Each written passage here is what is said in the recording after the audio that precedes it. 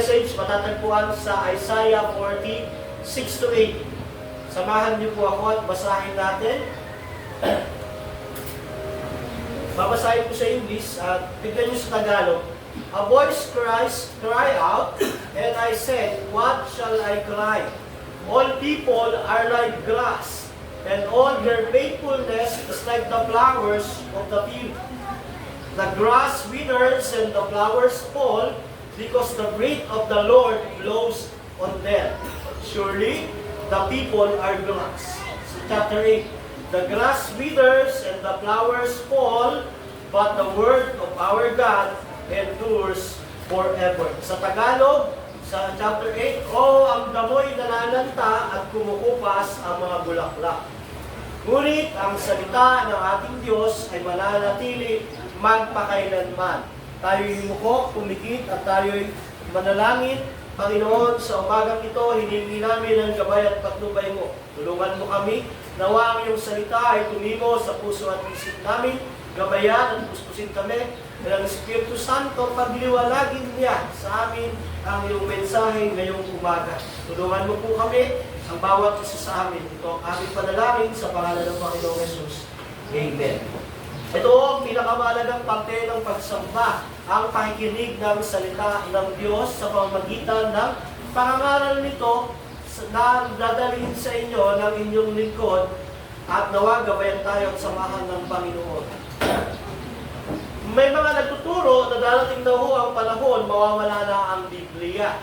Darating daw ang panahon, tatanggalin ang Bible sa mundong ito. Pero isa ho yung kasinungalingan dahil kinukontra noon ng salita ng Diyos. Kasi sabi rito, ang salita ng Diyos ay mananatili hanggang kailan, magpakailanman, forever. Sabi rin ni Kristo sa kanyang mensahe sa Mateo, sabi niya, maglalaho ang lahat, pero ang salita ng Diyos hindi maglalaho kailanman. At ito ang proof. Pag nakarinig kayo ng tao na sinasabi, darating panahon, mawawala ang salita ng Diyos, mawawala ang Biblia. Napakalaki yung pagkontra sa Biblia iyon. Dahil sa mga hindi nila naunawa ang salita ng Diyos.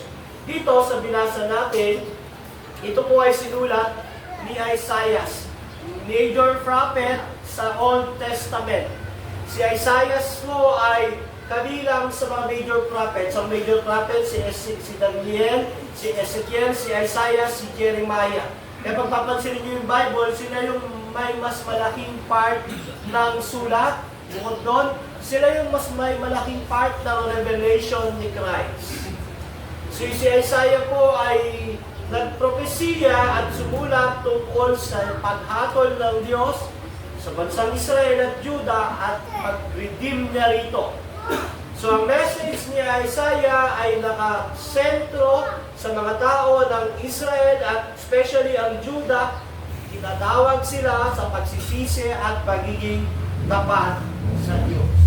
Yung Isaiah 40 po na binasa natin ay part iyan ng pangalawang sulat ni Isaiah. Noong time na yan, patay na si Isaiah. Noong time na yan, siya ay hindi na nag-exist dahil 586, 539. Siya ay patay na. Ang sulat na iyan, sinasabi na naisama dahil pinropesay na ng Diyos kay Isaiah yung mangyayari sa Babylonia. During that time, panahon na yan ni Jeremiah. Pero, lahat ng sulat na iyan ay nagbibigay ng lakas at pag-asa sa mga Israelita at Hudyo noon. Ano ba ang kalagayan nila? Sila ay nasa Babylon. Sino nakakilala sa Babylon? Ang Babylonia ay yung imperyo ni Nebuchadnezzar. So dito, sinakop ni Nebuchadnezzar ang Israel, ang Assyria, gayon din ang Judah. Lahat sila, ang Judah, nung sinakop, dinala sila sa Babylonia. Halimbawa, nasa Israel sila, tinalo yung bansa nila. Kinuha lahat ng ari-arian, winasak, dinala sila kung saang bansa sila na ang sumakop. Ang bansa na iyon ay Babylonia. Sa history, ang Babylonia ay tinalo ng ng Persia. Ang Persia ay tinalo ng Gresya. Ang Gresya ay tinalo ng Roman Empire. At sumunod na yung tinatawag na New Testament. So, noong panahon ni Christ, ang naghahari noon ay Roman Empire. So dahil nasa Old Testament tayo, ito ay year ng Babylon. Panahon ng katanyagan, kapangyarihan, kalakasan, kasikatan ng bansang Babylonia. At ang mga Israelita ay nung panahon na yan ay bihag doon. Wala silang bansa, wala silang templo, wala silang pagkakilanlan. Sila ay mga slave. Ang tawag doon ay, ano bang tawag doon? Sa prisoners of war. Sa sulat na ito ni Isaiah, pinapangako niya yung pag-asa, pananampalataya, pagbibigay kaaliwan sa kanila, at pagbibigay sa kanila ng assurance na ang salita ng Diyos ay totoo at hindi maglalaho. Na ang message ng Word of God, pagdating ng panahon, sila ay palalayain doon, totoo yun. Maglalaho yung mga tao, maglalaho yung kingdom ng Babylon, pero yung Word of God mananatili magpakailanman. At totoo yun hanggang ngayon. Wala nang Babylonian Empire ngayon. Wala nang Persian Empire. Wala nang yung Medo-Persia. Wala na yung Roman Empire. Kalas-kalas na ng mga bansa. Pero ang Word of God nananatili, kumakalat, lumalago, na ipapangaral sa lahat ng dako ng mundo. Meron tayong outline, 3 points lang po, pa-forward nga.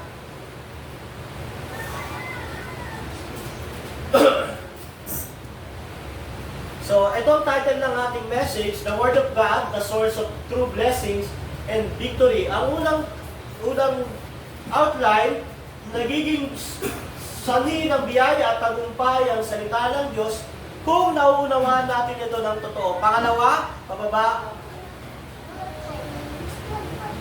kung ito ay pinamumuhay natin ng totoo. Pangatlo, ang salita ng Diyos ay source ng blessing at tagumpay dahil ito ay tungkol kay Kristo. So yun o yung ating outline, tatlong message. Ano ba ang kahalagahan ng mensahe ni Isaiah? Una ho, para ipakita ang katotohanan.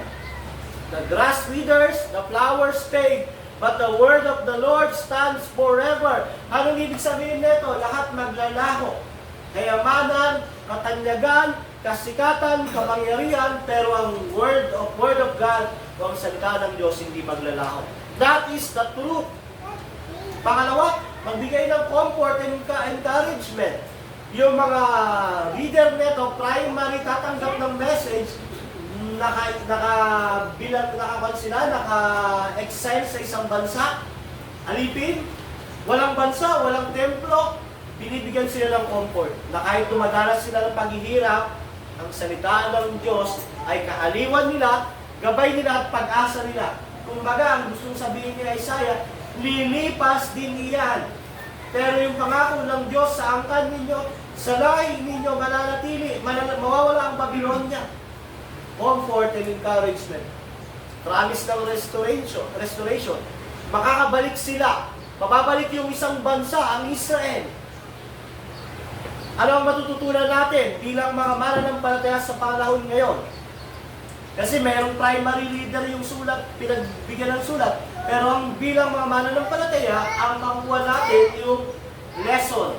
Yung paano natin i-apply. Ang makikita natin dito, ang salita ng Diyos, ang source ng truth, blessing, victory, sa mundong pabago-bago ang mga pangyayari at hindi natin kontrolado. Nung bago ko naupo sa kanyang upuan, si Donald Trump, ang presidente ay si Biden. Pinulaut niya ang mga sundalo sa Afghanistan. Nung pinulaut niya, sinakop ulit yun ng mga Taliban. At alam nyo, yung mga tao ron ay nung Amerika ang may hawak, syempre, democratic, malaya, okay lang yung mga babae na nakasuot. Tapos, dahil democratic nga, at nagagawa nila yung gusto nila. Pero nung ipulaut ni Biden, pumasok yung Taliban, which is mga extremist, pag yung mga babae ang labas ng ganon, dahil Muslim yun, pag hindi nakaganon, pinapatay. So maraming nagalisan, maraming na-persecute, maraming napahirapan. So nakikita natin yung takbo ng mundo, no? Isang tao lang yung nalipat, nagbago yung mundo nila. Ganon din ho nung panahon ng Israelita at ganon din sa panahon natin. Pabago-bago ho ang sirkumstansya, ang kalagayan, hindi natin kontrolado ang mundo. Minsan malakas ka, bukas may sakit ka. Tapos, malala yung sakit mo, papunta ka na sa dulo ng buhay mo. Ngayon, masaya ka, bukas malungkot ka. Pero alam niyo ang hindi nagbabago, yung Word of God. Kaya nga ho, kung merong true blessing, yun ang Word of God. Pero bago natin umpisahan yung ating message na the Word of God is the source of true blessing and victory, tignan muna natin what is not a true blessing and victory. Minsan, iniisip natin na ang health, wealth, and prosperity ay yun ang totoong blessing at victory. Hindi o, mga temporary blessing lang yan. Pag natin i-assume na yung kalusugan natin, kayamanan natin, yung mga tinatamasa natin ay temporary, ay true blessing. Iyan ay temporary blessing. Hindi lahat may health, hindi lahat may wealth, hindi lahat may prosperity, kaya iyan ay temporary blessing na. So, hindi yan yung primary na gustong ituro ng Word of God na makakamtan mo. Ang primary is yung tinuturo ng Word of God, which is yung Holy Spirit, which is Christ, yung Diyos mismo sa buhay natin. Hindi yung masama na magkaroon ka ng health, wealth, and prosperity, pero masama na yan ang isipin mo na true blessings and victory. Dahil pag yan ang naging pamantayan mo ng truth, ng blessings at victory, magiging corrupted at wicked ang iyong kaisipan na tatakwin mo ang Diyos at mamahalin mo yung health, wealth, and prosperity. Hindi yung masama iyan as long as tama yung kaisipan natin. Paano ba natin nakakamtan yung health? Ingatan mo yung sarili mo, huwag kang magbisyo, huwag kang gumawa ng bagay na makakasira sa katawan mo. Yung wealth, may tatlo. Una, magsikap ka, magnegosyo ka, magtrabaho ka, yun yung una, pagsigapan mo. Pangalawa, pag pinamana sa'yo, mayaman yung nanay tatay mo. Pangatlo, pag merong nagbigay sa'yo. So yun yun, makukuha mo yun, sa tatlong bagay na yun. Pero yung i-assume natin na ito yung true blessings and victory, mali yun. Yun ay temporary lang at lahat yan ay lilipas. Kaya nga, yung best life mo, yung dreams, yung ambition mo, hindi rin yan ang true blessing. Temporary lang yan. Pag nakuha mo yung ambition mo, yung dreams mo sa dulo, lahat yan lilipas. Kaya nga ako, minsan nag-iisip ako Rembert, bibigyan ka ng 20 billion, pero isang linggo ka na lang mabubuhay. Gusto mo ba? Hindi! Kahit 20 billion yan, kung isang linggo na lang ako mabubuhay, hindi. Sa dulo, wala pa rin kabuluhan niya. Mas mahalaga pa rin ang pananampalataya kay Kristo, ang buhay na walang hanggan, mas mahalaga pa rin yung buhay ka sa mundong ito. Dahil napapakinabangan ka ng Panginoong Jesucristo. At nagsisimula ang totoong blessing sa pamamagitan ng Word of God. Kaya nga sabi ni Isaiah diyan sa binasa natin, na lahat daw ng tao ay kagaya ng bulaklak. Diba? Kagaya ng damo, all people are like grass. All their faithfulness is like the flowers of the field. Yeah, at ito ay nagwi-withers at nagpopol. Tawag dyan, the grass withers, the flowers fade. Ibig sabihin, nawawala, kumukupas. Pero ang salita ng Diyos ay mananatili magpakailanman.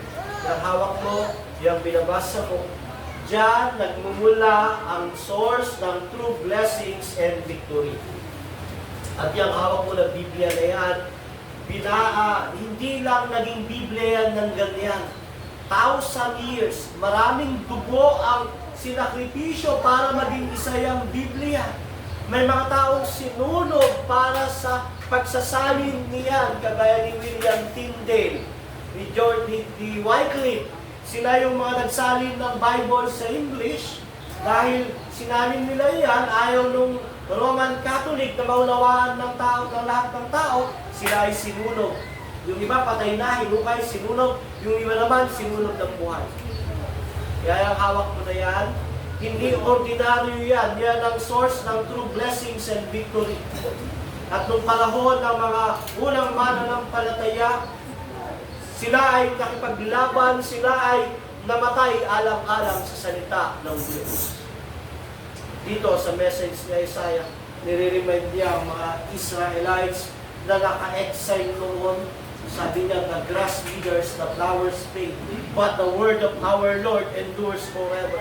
Ano yung word sa kanila? Jeremiah 29:11 ang promise sa kanila noon. For I know the plans I have for you, plans to prosper you, not to harm you, but to give you a better life. Nung panahon na naka-exile sila, pinangakuan sila ng Diyos na alam ko yung nangyayari sa inyo. Na diyan, 70 years, may exile kayo diyan, pagkatapos ng 70 years, ibabalik kayo sa bansang Israel. So yung Jeremiah 29:11, may proper context po yun. At napulpil na iyon. Kaya nga bago ko basahin ang Jeremiah 29:11 na madalas kino-quote ng mga evangelical na parang, ito ang pangako sa iyo ng Diyos. Isang pangako na pagpapala, pangako ng biyaya, may proper context po yan. Ang katuparan yan, mababasa mo sa Jeremiah 29:10. So ang galing ng Bible, no? Bago mo i-assume yung Jeremiah 29:11, ipapabasa niya sa yung Jeremiah 29:10 na para sa Israelita yan. Yung katuparan niyan na 70 years silang may exile sa Babylon, after noon, makakabalik sila. At tapat yung salita ng Diyos. Kaya nga, the grass withers, the flowers fade, na ang gusto iparating ni Isaiah, maglalaho yung kaharian ng Babylonia. Maglalaho lahat ng tao. Yung mga false teacher, mawawala. Lahat na nakikita yung mawawala. Pero ang Word of God, hindi mawawala, mangyayari yun. Sa ating buhay, magiging source lamang ng victory at blessing kung nauunawaan natin ang salita ng Diyos. If we truly understand it, lahat ng religion na kino-quote ang Christianity, Bible ang gamit. How do we know na tayo ay nasa tamang paniniwala at pagtuturo ng Biblia? Doon pumapasok yung tamang hermeneutics, tamang pag-aaral. Diba? Kaya ang salita ng Diyos ay napakahalaga na maunawaan natin ng totoo. Magiging source siya ng victory at blessing kung tama ang ating pinag-aaralan. Pero tignan muna natin kung ano ba yung gustong sabihin ni Isaiah rito. Gusto niyang sabihin sa mga tao na yun, nung i-quote niya na the grass withers, the flowers fade, but the word of the Lord endures forever, na soberano ng Diyos. Na-exile sila sa Babylon, andun sila, nagdurusa, naghihirap, marami silang namatay na kababayan, yung mga kababaihan na mga sa bansa nila, ginahasa, kinuha, yung mga bata, pinatay, at hopeless sila noon. Pero ang gustong sabihin ng Bible, soberano at kontrolado ng Diyos ang nangyayari. Pangalawa, gusto rin sabihin doon na maasalang salita ng Diyos. Nung sabihin, the grass withers, the flowers fade, the word of the Lord endures forever, maasahan mo ang salita ng Diyos. Ang salita ng tao, hindi natin pwedeng asahan. Ang salita ng tao ay nakabase sa kanyang emosyon at damdamin. Pero ang salita ng Diyos nakabase sa kanyang attribute, sa kanyang nature, sa kanyang pagiging immutable, hindi nagbabago, sa kanyang holiness, kabangalan. Ang Word of God, ang salita niya nakabase sa kanyang omnipotent, sa kanyang kapangyarihan, sa kanyang omnipresent, sa kanyang pagiging andun lahat, sa kanyang omniscient, sa kanyang pagiging alam lahat. Kaya nga, sabi ni Isaiah, nang sabihin niyang the word of the Lord endures forever, maaasahan mo ang salita ng Diyos dahil salita iyan ng soberano, banal, makapangyarihan, all-knowing, at hindi nagbabagong Diyos. At nung sabihin ng the grass withers, the flowers fade, lahat ng bagay ay maglalaho, but not the word of God. Kagaya ng sinasabi ng Panginoong Jesucristo sa Matthew 24:35, lilipas ang langit at ang lupa, ngunit ang aking mga sinasabi ay tiyak na mananatili. Kaya yung mga natuturo, darating ang panahon, mawawala ang Bible, contradicting iyon sa Bible. Minsan, maganda naman yung gustong sabihin eh. Kailangan nyo pabisaduhin yung Bible. Kailangan sa puso nyo, sa isip nyo, kasi mawawala ng Bible. Maganda yung gustong sabihin, pero contradicting sa Word of God. Mali pa rin no. Kaya dapat nauunawaan natin tama ang ating pag-aaral. Kaya napakahalaga na magiging source ito ng blessing kung tama ang ating pag-unawa. Nagiging susi ng biyaya ang salita ng Diyos kung tama ang ating pag-unawa rin. Paano kung ba, pastor, ang tamang pag-unawa? Una ho, yung basic historical grammatical. Sinong sumulat? Para kanino sinusulat? Bakit sumulat? Anong kalagayan ng sinusulatan? Ano ang kultura nila noon? Ano yung sitwasyon nung panahon, nung lugar? Hindi mo ba? Dapat lalagay tayo sa paano sumusulat habang binabasa natin yung Bible. Ay, si Isaiah pala ang sumulat. Ano ba yung kalagayan ni Isaiah? Businessman ba siya? Saan ba siya nakatira? Ano kaya siya? May asawa kaya siya? May anak kaya siya? Ano kaya yung pag-aralan niya? Mataas kaya o mababa? Si Isaiah po, noong panahon na ito, pinsan siya ng hari. Kaya, ang aasahan mo sa sulat ni Isaiah, talagang masaya dahil pinapakita niya yung pagdating ng Mesias. Sabi niya, darating yung tagapagligtas, yet merong mga word of encouragement. Noong panahon na ito, si Isaiah nakatira sa kaharian.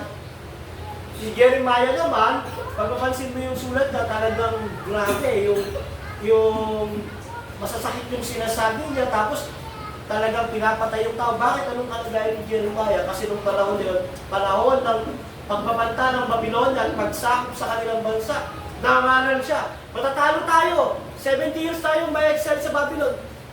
Sabihin mo kaya sa bansa niyo yun, anong gagawin sa'yo? Alam niyo ang kalagayan ni Jeremiah? Ganun ang binigay sa kanyang message ng Lord. Sabi ng Lord sa kanya, Jeremiah, sabihin mo sa bansa mo, matatalo kayo. 70 years, aalipin kayo, mawawasak yung bansa niyo, huwag na kayong lumaban.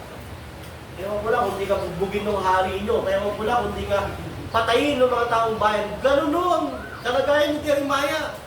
Walang naniniwala, tinakwil ng barangay nila, ng bayan nila, ng bansa nila, dahil sa mensahe ng salita. Ganun no ang pagtayo sa kalagayan ng author. Alamin natin, yung binabasa natin, kung ano ang kalagayan ng sumulat. Kaya yun ang unang paraan na basic na pag-aaral. Diba? Sa amin no, mga pastor, ang pinapadala sa amin message, alam nyo, gospel. Makasalanan ng tao, kailangan mo pagsisiyan, talikuran ng kasalanan, sumampalataya kay Kristo. Every Sunday, minsan baka natuturinig na kayo, kasalanan na naman, pagsisisi na naman, kailan kaya yung message si pastor, yayaman ako. Aso, pasensya naman. Ang utos ni Lord, ipahayag ko palagi ang Ebanghelyo, ang pagliligtas ng Panginoon sa Kristo. Alam nyo, iba nagpa-compromise kasi gusto nilang i-please yung tao. Ayaw nilang yung tao aalis ng church, gusto nila manatili sa church. Ang ginagawa nila, mayaman ka, receive, declare, claim. Pero hindi yung gano'n. Kahit iwanan niyo ako, kahit talikuran niyo ako, kung ito ang mensahe pinapadala ng Diyos, gagawin ko ito dahil ako malalagot sa Diyos. At alam niyo, sino tumatanggap ng mensahe ito? Yung mga taong nagtitiwala at sumasampalataya kay Kristo. Kaya ako, sa point natin, napakahalaga ng historical, grammatical. Sinong sumulat? Anong kalagayan ng sumusulat? Ngayon, para kanino sinulat?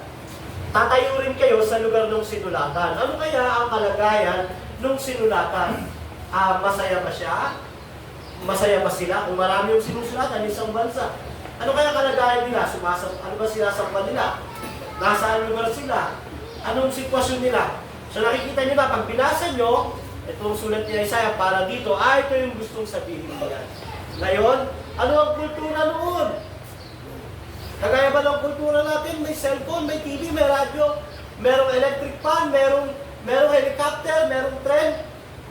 Ang kalagayan nila noon, kabayo lang. Tapos ang mga tao noon, ganito. Itong pagkain nila, itong kultura nila, ang mga babae noon, ganito ang kalagayan ng mga lalaki noon, ganito. Ito ang hanap buhay. So nauunawaan yung paligid. Nagigets nyo kung paano tumatakbo yung Bible na pag binasa nyo, hindi nyo gagawing horoscope, na ano kaya ang message, Lord? Magbasa mo. Nang si Judas ay magbigti. Hindi ka kumisin. Binasa mo ulit, ano kaya message? Kung ano ang gagawin mo, gawin mo na mabilis. So, delikado ho yun. Wrong interpretation. Hindi yung nagiging blessings, hindi nagiging source ng blessing and victory ang Bible, the Word of God, if we don't truly understand it. Nagiging blessing lang ito kung naunawaan natin. Alam nyo bakit maraming mga tao ang manipulated hanggang ngayon dahil hindi nila naunawaan yung true meaning ng Word of God. Di ba? Kasi yung Word of God, pwedeng gamitin manipulation, pwedeng pagkaperakan, pwedeng gamitin ito para yung tao ay, nakaputi lang kayo lahat. O bawal sa inyo magbigay ng dugo. Bawal sa inyo ganito, bawal sa inyo ganito, bawal sa inyo kumain na ito. Kasi hindi na unawaan yung Word of God. Instead na maging blessing at victory yung Word of God, nagiging curse, nagiging pasakit sa kanila. Kaya nga mga kapatid, kung gusto yung maging source ng blessings and victory, you have to truly understand it. Through proper hermeneutics. Science and interpretation of the Bible is important. Sumunod to, pangunay, Scripture, interpret Scripture. Napakahalaga nito. Halimbawa, binasa mo yung lumang tipan, hindi mo maunawaan. Yung biningang babae ang dudurog sa ahas. Ano mo interpret? Pagdating sa bagong tipan, sinasabi ron na yung bini daw ng babae si Kristo. So, nag-gets mo, Scripture, interpret Scripture. So, may ganung tendency na yung lumang tipan, babasahin mo, hindi mo unawaan. Habang binabasa mo, nakikita mo sa bagong tipan, yung fulfillment pala si Christ. So, darating ang panahon na pag binasa mo, ay, hindi pala para sa akin ito. Si Kristo pala, ang makukuha ko lang yung lesson, ang makukuha ko lang yung ano yung dapat kong gawin yung sundin ko yung tama, yung tinuturo ng Word of God. At magiging blessing po yun. Source ng blessing at victory. So kung gusto natin maging susito ng biyaya ng tagumpay, kailangan natin itong unawain sa tamang konteksto, sa tamang hermeneutics, at gagawin natin ito kagaya ng isang tao na nakita ng ginto. Inuukay niya yung ginto sa lupa, kinatsaga niya, gabi, umaga, hanggang dumating yung panahon, makita niya yung buong ginto. Alam niyo, sa pag-aaral ng Word of God, kahit umabot kayo ng 200 years old, hindi nyo maarok yung lalim ng salita ng Diyos. Ang Word of God, from eternity past to eternity future. Sa atin, pinag-aralan natin na creation pa lang. Kinumpress ko lang yun, napakarami pa yung argumento nun, wala pa yung mga ism-ism. Deism, dualism, yung mga agnostic belief. Kung himay-himay natin yun, makikita natin yung paano tumakbo yung teolohiya sa paglikha ng mundo sa mga believers at unbelievers. So kahit umabot tayo 200 years, hindi natin maaaraw ang lalim ng salita ng Diyos. Kaya nga ako, nagiging blessing yan at source ng victory kung nauunawaan natin. Pangalawa, the Word of God is the source of true blessings and victory if we live by it truly. The grass withers, the flowers fall, but the Word of God endures forever. Yung Word of God, mananatili yan. At magiging source na ng blessing yan. Una, pag naunawaan mo ng tama sa konteksto nito, sa message nito, tandaan mo natin, ang Bible may isang message lang ha. Kasabihin nila, iba kasi yung interpretation ng pastor na ito. Iba kasi ito. Isa lang mo ang may tamang interpretasyon palagi. Gusto nyo malaman kung ano yung may tamang interpretasyon? Yung bida si Yesu Kristo. Pag ang naging bida na yung tao, yung culture, yung ibang bagay, problema na ho yun. Isa lang sa lahat, sa buong Bible, meron lamang isang interpretasyon yan. Kahit iba-iba yung interpretasyon ng tao. Babagsak palagi yan, si Kristo ang bida. Pero dito, nagiging source ng blessing yan, kapatid, kung pinamumuhay. Anong halaga kahit tama ang theology? Kung tama ang theology ang gusto nyo, si Satan tama ang theology. Ang mga demons, tama ang theology niyan. Bakit? Nandun sila sa pinaka buong revelation ng Diyos dahil sila ay spirit at kasama sila ng Diyos doon sa heavenly realms. Yet, ang mga demons hindi nila kayang ipamuhay. Diba? Right teaching will always lead to right living. Ang tamang pagkaunawa ng salita ng Diyos ay magtutulak palagi sa tamang pamumuhay. Bakit yun iba mali ang buhay, nagiging sobrang materialistic? Bakit yun iba sobrang mali yung buhay na nagiging legalistic? Na parang bawal yan, bawal. Masama yan, masama yan. Yung tipong bawal yung, magbawa, yung nagsiselfone ka, masama yung cellphone kasi ganyan. Masama yung mga rock music kasi makamundo yan. Masama yung ganyang musika kasi makamundo yan. Sobrang legalist. Bakit? Wrong teaching. Alam nyo, nung panahon ng mga monasticism, ang kaisipan ng mga mananampalataya, masama ang mundo. So para maging banal ka, mamumundo ka. Pupunta ka sa monasteryo at ikaw ay magiging monghe. Pagkatapos mo maging monghe, magiging pari ka. Pero hihiwalay ka lahat. Dati ang mga nagiging pari, pupunta sila sa monasteryo. Pero bago nila gawin yun, dahil masama ang mundo, yung kayamanan nila ay pamibigay nila. Hindi sila mag-aasawa dahil masama iyon. Ngayon, pagpunta nila, magiging monghe. Pag nag-aaral sila maging monghe, magiging pari sila. Mali yung pangunawa ng Word of God. Hindi yung masama ang mundo, kaya lang naman naging masama ang mundo. Bakit? Nung pumasok ang kasalanan. Di ba sa creation, everything is good? So dito, tinuturo na kung right ang teaching sa'yo, magiging right ang living mo. Hindi yung masama ang kayaman. Hindi masama ang mga musika hanggat hindi mahalay, hindi kontra sa Word of God. Kahit rock pa yan, walang problema as long as hindi mo gagamitin sa panahon ng worship. Hindi yung masama manood ng mga pelikula na ginawa ng tao as long as hindi ito kumukontra sa Bible. Di ba? Minsan nga, banda ito, sobrang natutuwa tayong panoorin yung mga movie na Squid Game. Hindi yung masama iyon, wag mo lang apply sa buhay mo. Kasi pinapakita lang sa atin yung kaisipan ng gumawa nun. Di ba? Pero yung kaisipan na yun, galing pa rin naman sa Diyos. So kailangan mo munang maunawaan para maipamuhay. Yan paalala ko ito na kahit alam natin ang Word of God, naunawaan natin, tama ang theology natin, yet hindi natin ito pinamumuhay, hindi pa rin ito source ng blessing at victory. Nagiging source ng blessing at victory ito pag pinamumuhay natin, mga kapatid. Kaya nga, dinadeclare niya ang Word of God. This verse declared that ending nature of God's Word ay hindi maglalaho. Kaya dapat, ikaw bilang tao, hindi maglalaho yung Word of God habang nabubuhay ka, ipamumuhay mo yan. Kaya nga, ito yung ating sasampalatayaan, pamumuhay, at paniniwalaan para maging susi ng biyaya at tagumpay. Kaya nga sabi ni Santiago sa 2:14, mga kapatid, anong pakinabang yung message natin ng Sunday? Kung sasabihin ng isang tao siya may pananampalataya pero walang gawa. Di ba?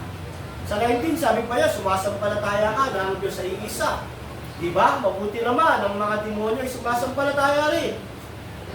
Sa 26, patay ang pananampalataya ang walang gawa. So, nagiging blessing ang Word of God kung naunawaan ng tama sa konteksto at ipinamumuhay. Kaya kapatid, ang buhay ng Kristiyano, pagdating sa kasalanan, medyo mahirap yan ang battle natin. Everyday, yan ang battle mo. Sin ang laging battle mo, kapatid. Hindi mo kaaway yung mga tao sa paligid. Ang problema nyo, kasalanan. Yan lagi ang battle mo. So, kailangan mong ipamuhay na mapagtagumpayan lagi yan sa pamamagitan ng Word of God. Pero, hindi yung lahat tinuturo ng Word of God. Pero may mga prinsipyo siya na itinuturo. Di ba, mga kapatid? Halimbawa, yung anong negosyo ang kukunin mo, hindi mo makikita yan dyan. Pero, may prinsipyo ang Word of God na kung ano yung kinalim, yun ang aaninin. May mga ganun ka. Kaya, sa pamumuhay, gabay pa rin natin ang Word of God kahit anong kalagayan natin. Nagiging source ng blessing at victory yan if we live by it. Alam nyo, maraming tao na nineglect nila yung Word of God, hindi nila pinamuhay, pero naging matagumpay naman. Umaman, nagkaroon ng bahay at kotse, pero sa dulo, hindi pa rin true blessings and victory. Sabi ko nga po, ang kayamanan ay common grace. Pwede mong makamtan yan. Kung kalooban ng Panginoon, una, pero merong tatlong paraan. Una, magsisipag ka, magtatrabaho ka, magninegosyo ka. Pangalawa, pag pinamana sa'yo. Pangatlo, pag merong nagbigay sa'yo. Pero lahat yan ay ayon sa kalooban ng Diyos. So, nagiging source ng blessing pag pinapuhay ang salita ng Diyos. Nagiging source ito ng pag-asa. Katatagan sa mundong pabago-bago ang mga nangyari sa ating buhay. Wala akong stable sa mundong ito. Ngayon, during pandemic, bago mag-pandemic, ang tao ang sasaya. Ginagawa nila lahat. Ine-enjoy ang buhay.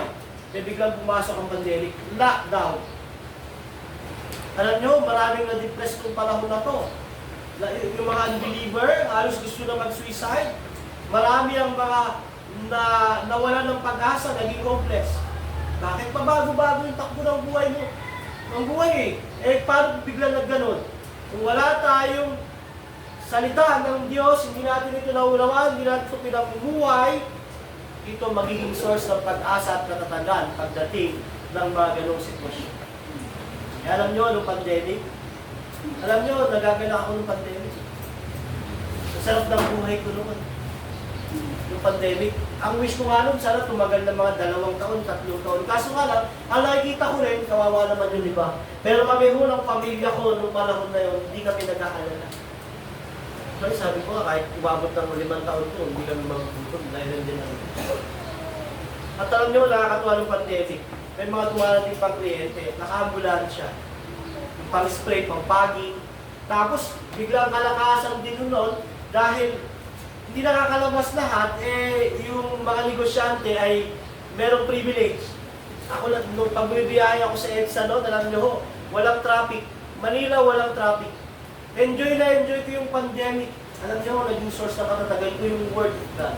Kahit anong mangyari, hindi ko pamabayaan ng Panginoon. Kahit anong mangyari, tama yung salita ng Diyos palagi. At ito yung time na unti-unti akong nagpakalalim sa pag-aaral ng salita ng Panginoon. Kaya nga ako, yung salita ng Diyos nagiging source din ng direction at guidance. Kung naunawaan mo at pinamumuhay mo, nagiging source ng direction at guidance. Kasi ang tao na alam ang Word of God, alam ang salita ng Diyos sa tamang konteksto, pero hindi na pinamumuhay, wala siya sa tamang direction at guidance. Ligaw ang tawag doon, parang demonyo na tama ang theology pero wala sa align ng pamumuhay, ang tawag doon, ligaw, walang direction and guidance. Pero ang tao na tama ang unawa sa Word of God, pinamumuhay yun ay source ng direction and guidance. Tandaan natin ang buhay ay linear, may simula ka at may katapusan.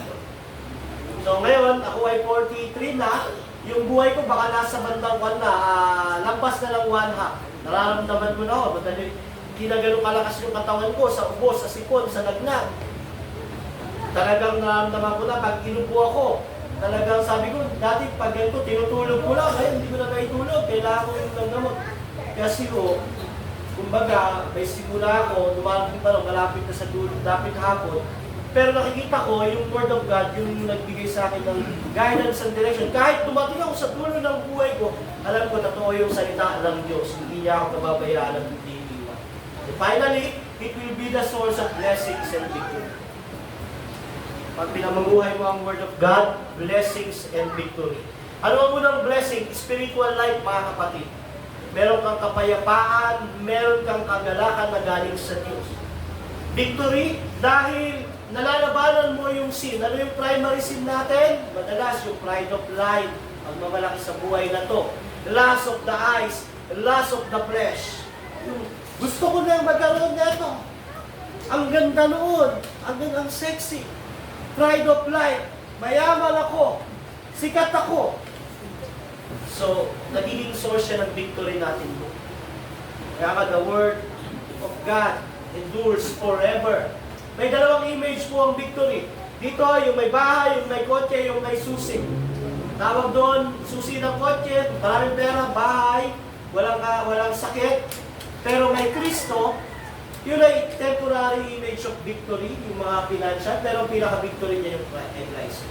So ito isang larawan ng mga Kristiyano na may success, niloob ng Diyos na yumaman. Victory mo yun. Kasi, bakit? Meron siyang Kristo. Hindi niya winala yung Kristo.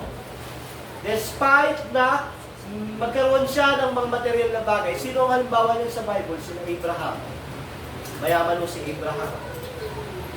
Pero tandaan mo natin, kaya pinapangako ng Diyos ang prosperity sa Old Testament dahil ang covenant ng Diyos ay sa lupa. Diba? Sa Israel, ibibigay sa kanila yung lupain ito. Yun ang covenant. Sa New Testament, ang pinaka-source ng blessings at victory, yung Holy Spirit. Ano binibigay sa atin? Buhay na walang hanggan. Totoo may promise ng blessing, mga prosperity blessing sa Old Testament. Bakit? Kasi ang covenant doon, yung lupa, di ba? Pinangakuan si Abraham ng lupa. Pero kahit mayaman si Abraham, hindi siya nagtayo ng kaharian, ng kingdom sa tent siya tumitira. Bakit ano ang inaasahan niya? Yung kaharian itinayo ng Diyos. So, hindi masama, pero wag mong tuturing na priority ang kayamanan. Wag mong ituturing na yan ang origin ng true victory and ng blessings. Hindi source ng blessing. Hindi totoong true source ng blessing at victory yung kayamanan. Yan ay temporary lang. Pero yung pangalawang mukha ng victory, ito yung picture ni Apostle Paul. Apostle Peter pala. Ang larawan ni Apostol Pedro, nakabaliktad. Yung ulo niya nasa baba, tapos nakapako sa krus ng patiwalik. That's victory. Bakit? Niloob ng Diyos na magdusa siya alang-alang kay Kristo. Yun ang victory sa New Testament. Bakit? Ang pangako ng Diyos, covenant ng Diyos, sa New Testament, covenant of grace, which is eternal life. Sa panglarawan ay larawan ni John Huss.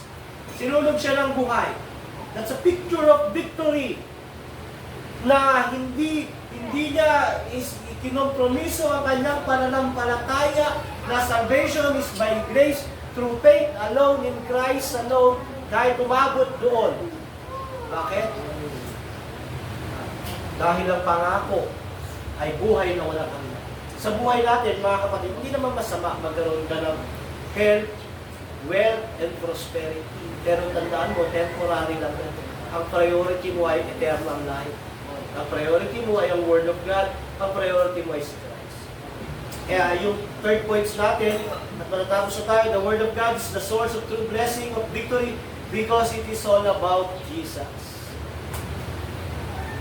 Diba? Yung the grass withers, the flowers fade, but the word of the Lord endures forever.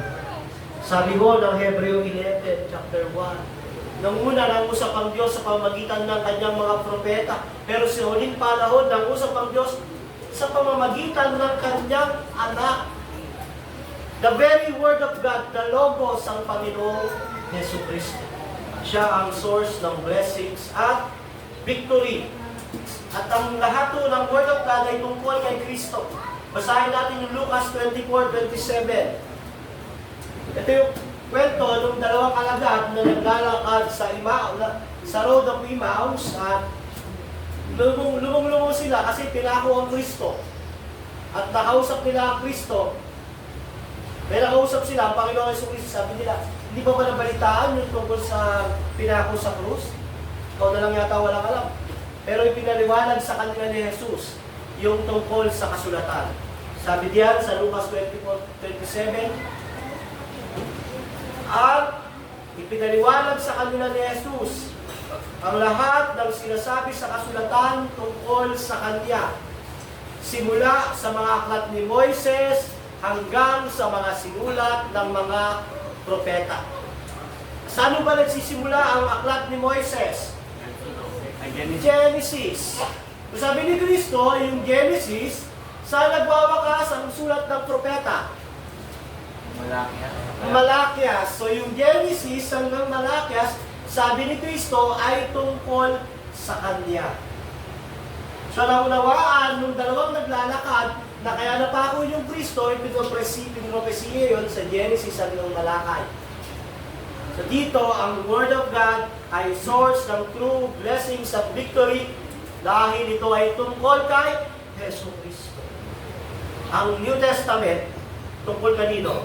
Matthew, Mark, Luke dyan, natapos na natin. Tungkol sa ng Gospel? Gospel of Jesus Christ. Ang Acts, tungkol naman sa pagpapatuloy ng Ebanghelyo kung paano kumalat. At dito, yung third person of the Trinity, i-reveal na siya through the Pentecost. Diba? Yung sa Gawa chapter 1 verse 8 na bumaba yung Holy Spirit sa mga tao at pagbaba ng Holy Spirit, nagsalita sila ng iba't ibang wika.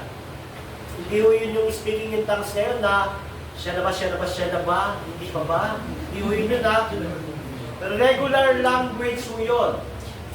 Nung nangaral si Pablo, binipreach niya yung gospel, na kapag nagkaunawaan yung bawat tao, nagkaroon sila ng speaking in tongues, so nag-translate ng Holy Spirit yung bawat language. Iba-ibang klase ang tao kasi nandun, ng Pentecostes, mga Egyptian, mga taga-Galacia, iba-ibang lingwahe nun. Parang ganito, nagtipon-tipon, may Ilocano, may Bisaya, may mga pan, tapos nagsasalita si Pedro noon, isang Galilean, na Aramaic ang lingwahe. At nung nakita ni Pedro, yung mga tao, naunawaan niya yung mga lingwahe nila. Kaya ang tawag doon is speaking in tongues, regular language. Hindi yung ginagawa ng mga pastor ngayon na kunyari ay ganito, siya naman, tapos na ganun, babagsak. Ano ho yun? Acting lang. Hindi yung ganun ang tinutukoy. Pero dito, nakikita natin na si Kristo ang source ng blessing at victory dahil Genesis, Malakay, Old Testament tungkol sa kanya salita. New Testament, hanggang Revelation tungkol sa kanya. Bakit naging source ng blessing? Yung Word of God, dahil ito ay tungkol kay Jesus. Kapag in-interpret mo ang Genesis, dapat si Kristo ang lalabas. Dapat si Kristo ang bida. From creation pa lang. Di ba? Nang masimula ay ang Diyos. Nilikha niya. Paano nilikha ng Diyos ang buong mundo? Sa pamamagitan ng kanyang salita. Di ba? Let there be light. Pagdating mo noon, paano mo interpret yun? Genesis 1:1. Paano mo interpret? Scripture, interpret Scripture. John 1:1. Nagpasimula ay ang salita, at ang salita ay kasama ng Diyos, at ang salita ay Diyos. So sinasabi ni John na nilikha pala ng Diyos sa pamamagitan ng salita at yung salita si Kristo. So sa Genesis 1 pala, nandun na si Kristo. So nakikita natin, nagiging source siya ng true blessing. If we understand it, if we live by it, at bakit? Dahil ito ay tungkol kay Kristo. Kaya kung ng Biblia ay tungkol lahat kay Kristo, marapat na ito ay pag-aralan, mahalin, unawain, ipamuhay ang mga turo at aral nito. Dahil dito, sa Biblia, pinapakilala ang katangian ng Diyos sa pamamagitan ng kanyang anak na nagkatawang tao. Ang Diyos mismo, ang second person of the Trinity, the God-man, Christ. Namuhay siya sa mundong ito ng isang perfect life. Yung tinatawag natin na perfect obedience of Christ. Yung law, sinunod niya lahat yun. Yung 10 utos, pinerfect niya yun. Hindi siya nagkasala kahit isang beses. Bakit? Para sa iyo. Para nang sa ganon, pag sumampalataya ka sa Kanya, mapupunta sa iyo yung pagiging matuwid niya as if parang ikaw ang nakagawa ng kautusan. Kaya nga ang tao, pag sumampalataya kay Kristo, positionally, siya ay righteous. Sa harapan ng Diyos, nakaposisyon siyang matuwid at walang kasalanan dahil sa gawa ni Kristo. So, ibig sabihin ng pastor, hindi na pala ako magkakasala, hindi o. Positionally, righteous ka. Pero, progressive ang buhay mo, yung sanctification mo progressive. Reality, magkakasala ka pa. Kaya nga, merong repentance o pagsisisi. Pero positionally, when you trust your faith to Jesus Christ, ikaw ay anak ng Diyos, you are righteous, lahat ng kasalanan mo sa past, present, future, forgiven, kinalimutan dahil sa gawa ni Kristo at kamatayan ni Kristo, Yet, ang reality, habang nabubuhay ka sa katawang iyan, nagkakasala ka pa rin. Kaya kailangan mong humingi ng tawad. Kaya ang tawag ni Martin Luther, simul justus et peccator, o simultaneously just but sinner. Matuwid, pero nagkakasala ka rin. Yun ang kalagayan ko. Kaya nga ikaw ay tinatawag natin na able to sin and not able not to sin. Ngayon, pag born again ka. Pero pag di ka born again, ikaw ay not able not to sin. Wala kang kakayahang hindi magkasala. Kaya mga kapatid, napakaganda ng Word of God. Ito ay tungkol kay Kristo. Kaya nagiging source siya ng blessing at victory. Nagiging susi siya ng tagumpay at biyaya. Kung ito ay maunawaan ng tama, ipamumuhay ng tama, dahil ito ay tungkol kay Kristo. And we go for our conclusion. The Word of God is the source of blessing and victory if we understand it truly.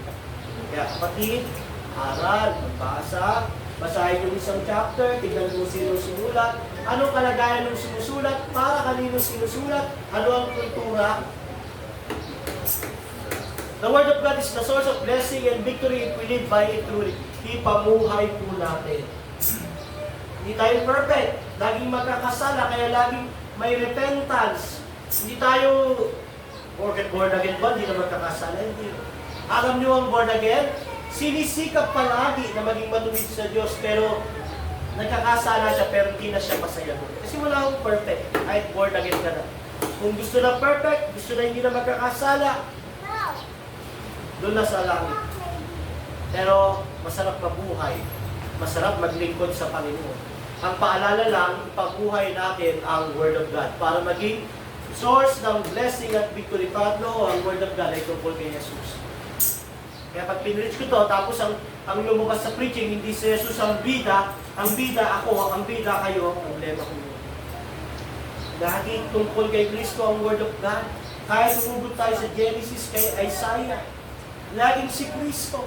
Sa New Testament, Revelation, laging si Kristo. Gawa ko lang yung pagpapala at biyaya. Kaya nga po, kung meron pa rito wala kay Kristo, isang panawagan ngayong umagang ito. Kapatid, hindi mo mararanasan ang blessings at victory sa buhay mo kung wala ka kay Kristo. Dahil wala ang Holy Spirit para ipaliwanag sa iyo kung anong gusto ituro ng Biblia. At wala ang Holy Spirit para gabayan ka na ipamuhay ito. Kaya ang gawin mo, talikuran mo ang kasalanan mo, sumampalataya ka, repentance, metanoia, changing of mind. Kung may Kristo ka na, hindi Kristo ng Biblia, kalimutan mo yun, lumapit ka sa Kristo ng Biblia, ang Diyos na nagkatawang tao. At tatanggapin mo yung totoong blessings at victory. Sa mga na kay Kristo, mga kapatid, na reminder, dapat habang tumatagal tayo sa church, nagmamature tayo sa knowledge ng Word of God, knowledge of Christ. At the same time, nagmamature tayo sa ating attitude, sa ating character. Diba? Hindi naman pwede na dumating ka rito, 1 year, baby Christian ka pa rin. Pagdating ng 20 years, 50, 10 years, baby Christian ka pa rin. Ano ka, bonsai? Hindi mo lang bonsai. Dapat habang tumatagal ka, nagmamature. Alam mo, naunawaan naman natin ang bawat isa kasi nga, last week lang tayo nag-covenanting, pero nagagalak ko ako sa inyo. Nakikita ko yung marami na unti-unting nagmamature, nagkakaroon ng desire para malaman yung confession, desire para maglingkod sa Panginoon. May nag-i-invite na. Di ba? Napakalaking gano'n na new covenant pa lang tayo, pero meron ng mga may knowledge talaga sa theology. Alam nyo, yung ibang church, 20 years na, alam na. Kailangan mong tanggapin, kailangan mong sumampalataya. Tama, pero hanggang doon lang. Na, alika rito, repeat prayer with me. Tapos ang alam na lang na puro blessing na, puro victory na, hindi mo ganun. Nagmamature tayo, part ng Christian life, sa victory at blessings, yung sufferings, persecution. Alam nyo, ang bata na walang pinagdaanan, hirap, pagdurusa, ay batang mahina. Pero yung bata na dumaan sa mga hirap, pagdurusa, naunawaan niyang i-value yung mga mahalagang bagay. Kaya nga yung bata, pag bawa, yung in-spoil mo, sinanay mo sila, hindi mo sila tinuruang maglaba, magluto, lahat nandun sa kanila. Paglaki nila, alam niya katulong. Pero yung batang maliit pa lang, ginagabayan mo na, ilalaga mo sa realidad ng buhay, lalaki ang may pagpapahalaga sa mga bagay na meron. Ganun din ang Kristiyano. Alam mo yung Kristiyanong narinig lang, blessing, tagumpay, puro pagpapala, hindi ka magkakasakit, hindi ka maghihirap. Alam mo, pag dumating yung hampas ng realidad ng buhay, aalis sa sabihin, hindi totoo yung Diyos. Pero ang Kristiyano, namulat sa katotohanan sa realidad ng buhay na merong sufferings, merong pagdurusa. Pagdating nung panahon na yon, alam niya na, totoo yung Bible at pinihanda ako ng Diyos para dito. Bakit? Dahil ang Word of God ay source ng true blessings and true victory. At ang true blessings and victory may kasamang paghihirap, pagdurusa, pero merong kagalakan at kapayapaan kay Yesu Cristo. Dahil nagpapala sa atin, tayo'y tumayo at tayo'y nanalangin.